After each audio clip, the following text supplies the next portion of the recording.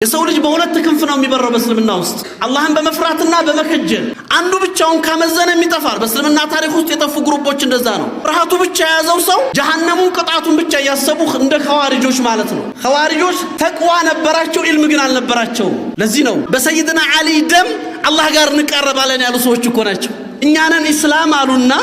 አሊን ካፍር አደረጉት እና አብዱራህማን ኢብኑ ሙልጂም አሊን ሰይድና አሊን ሊገድሉ የተነሱት ሰዎች እኮ ሐጅ ላይ ካዕባ ላይ ቆመው ነው አህድ የተጋቡት ራሰል ኩፍር በመድር ላይ ያሉ የኩፍር አባቶችን ለመግደል አህድ እንጋባ ብለው አሊ ኢብኑ አቡ ጣሊብ አምር ኢብኑ አልዓስ ሙአዊያ ኢብኑ አቡ ሱፊያን ረዲየላሁ ዐንሁ